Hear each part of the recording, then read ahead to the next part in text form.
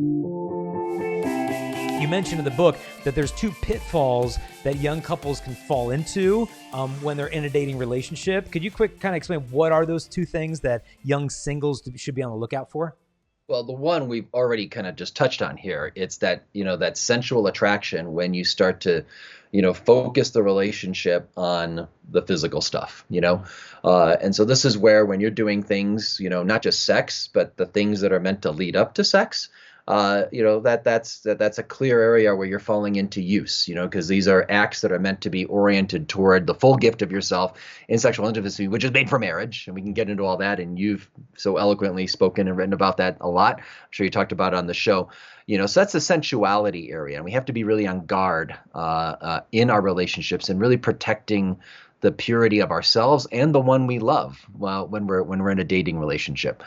But again, that's been written about and talked about a lot. It's the other side I think is fascinating that many people don't think about as much. We all get, okay, I can use someone sexually, but we don't realize how much we can use people emotionally. And John Paul II gets into this a lot too. That emotional attraction, I might not ever touch this girl, right? But you're falling in love and your heart just is, just pitter patter all the time. And you're thinking about the person all the time.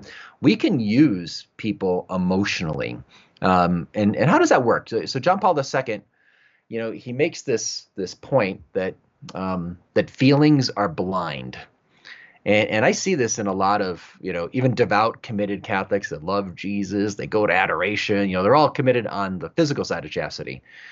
But, they show up at that campus ministry event, and there's some new guy there. He's a transfer, in the January semester. And he's pretty good looking, and he's got, 8.5 out of your top 12 qualities that you're longing for in that perfect, future husband, and you have a 20-minute conversation with that person. And all of a sudden this girl is, leaves thinking about this guy. She can't wait for the next campus ministry night.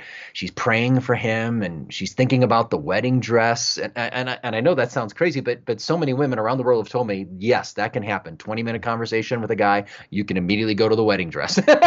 So what happens? You're starting to idealize this person. You only had a 20-minute conversation with him, but you make him out to be like, blessed Pier Giorgio, and you can picture your wedding, and, you've got the dress, he's got the pipe, and you're on the mountain, and it's just amazing. And it's kind of, and when you let your mind wander that way, that's not real. It's not real because, it doesn't mean this guy's a bad guy, but you don't know him yet. And you shouldn't allow your emotions to get so far ahead because you're falling in love, not with the real person, but with this ideal that you created. So there's a line I quote in the book. I'll mention it here. It's from John Paul II. I quote it in the book here. He says, "In the eyes of a person sentimentally committed to the other person, the value of the beloved grows enormously, as a rule, out of all proportion to his or her real value." As a rule, yeah.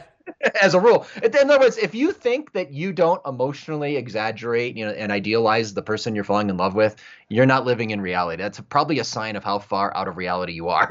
In other words, we all do it, and don't freak out about it. Just know I'm probably idealizing this person, and that's, but being aware that I'm doing that. And I'm human, bringing that to prayer, bringing it to my spiritual director, talking with my friends, getting a good sense from other people. So am I seeing this relationship for what it really is? Because, I just over the last 20 years, well, no, maybe not 20 years. I think the book's been out 15 years.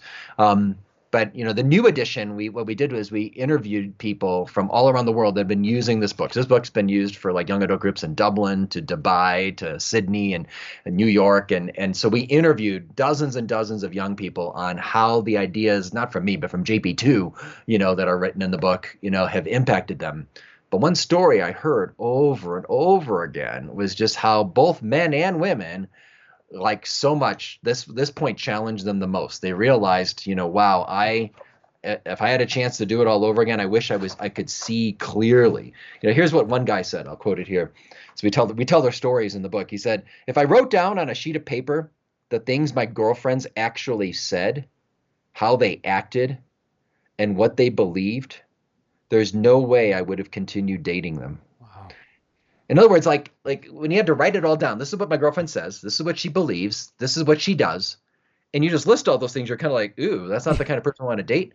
But when your emotions are so given away, you kind of like look over all those things. Another a woman said this. She said, I started to see how he treated his family and his roommate.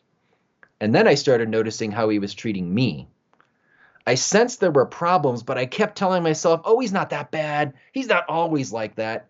But if I were on the outside and saw my friend going through a relationship like that, I would have done all I could to convince her to get out of it. But I gave my heart too much too fast, and I couldn't see what was going on.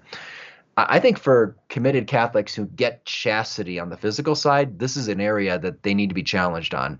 How much do I let idealization kind of rule my relationships? I let my heart and my feelings lead the way. That's always going to lead to a disaster. Yeah. Yeah. And I mean, it's such an important point. I mean, that everybody enters into a relationship with these preconceived hopes and expectations of who the person's going to be. And then if they exhibit even the smallest bit of that trait, we just bestow upon them the fullness of that virtue beyond any reasonable bounds. And John Paul II says, some of us don't do this some of the time. All of us do this all of the time. But it's just so good to see long-term what ends up happening, when you start painting this image and like, oh no, the person is that, the person is that. Then when the red flags hit, some people, to deal with the disconnect, actually enter deeper into the relationship. They invest more into it, into this illusion where they're not chasing after a dream. They start chasing after this nightmare, thinking, no. If I just give more, if I just commit more, then it's going to come around. I just got to give more. And then they find themselves neck deep, don't know how to get out of it. And, are in this extremely difficult situation. So it all goes back to, are we looking at this thing, with clear vision? Hey there, I hope you enjoyed that little clip, but if you want to see the whole episode where this came from, just click the link here. And in the meantime, we want to invite you to help us share this message. And there's a couple things you can do real quick. Number one, if you like or comment or share this video, YouTube will actually show it to more people. Also, don't forget to subscribe, hit the notification bell. We release videos every single day, and you'll be notified as soon as those come out. If you want to help us also to spread this message, you can support us at patreon.com/Jason Evert. That helps us to create these videos and show them to the whole world. God bless.